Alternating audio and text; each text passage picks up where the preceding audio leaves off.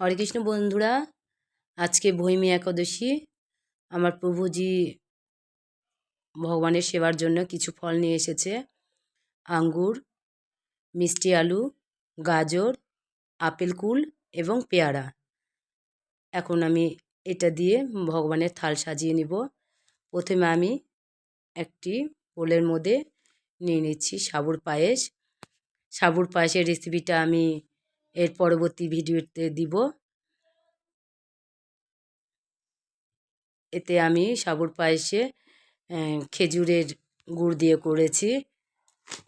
এদিকে টমেটোর চাটনি, এটা চিনি দিয়ে করেছি, সঙ্গে একটু কিশমিশ দিয়েছি, সুস্বাদু হবে এই কারণে। আর একদিকে আমি ফুলকপি, আলু, গাজর দিয়ে মাখা মাখা একটি তরকারি করেছি সন্দুক লবণ দিয়ে, আর সূর্যমুখী তেল দিয়ে এগুলো বানাতে হবে। আমার 3টি বোলটি রেডি হয়ে গেল। এখন আমি প্লেটটি সাজিয়ে নেব। প্লেটে এক এক করে আমি বাটিগুলো সাজিয়ে নিলাম। এতে প্রথমে আবার দিয়ে দিলাম চিনি দিয়ে দিলাম। এরপর আমি মিষ্টি আলু 2টি দিয়ে দিচ্ছি। সাইডে কয়টি কলার ভাজি দিয়ে দিলাম, কাঁচা কলার ভাজি।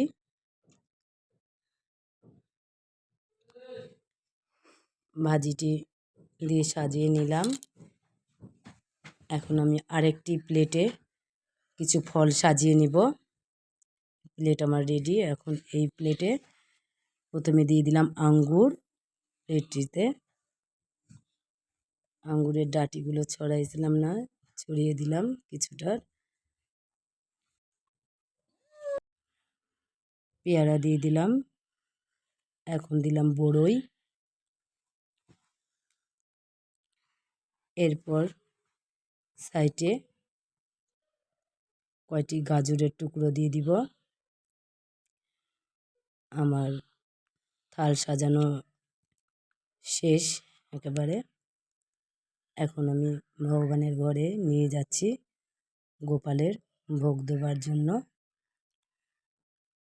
এই দেখুন, প্লেট নিয়ে আমি যাচ্ছি ঘরে।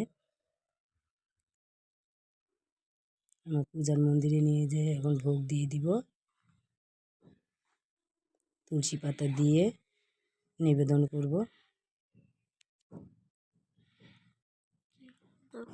আপনারা এভাবে একাদশীর দিনে ভগবানের সেবা দিয়ে তারপরে আপনারা প্রসাদ পাবেন।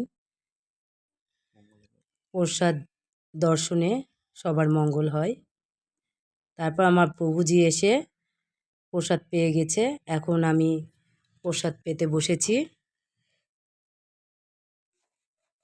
আপনাদের সবাইকে বলতেছি, আপনারা যেন একাদশী করে শস্য জাতীয় খাদ্য খাবেন না, যেমন চাল, গম, সরিষা ইত্যাদি। আপনারা সবসময় ফলমূল এবং সাবু পায়েস করে প্রসাদ পাবেন। এটা আমার হল রুম। দেখুন, চারদিকে আমি ভগবানের ছবি এবং গুরুদেবের ছবি লাগাচ্ছি। হরে কৃষ্ণ মাতাজি প্রভুরা।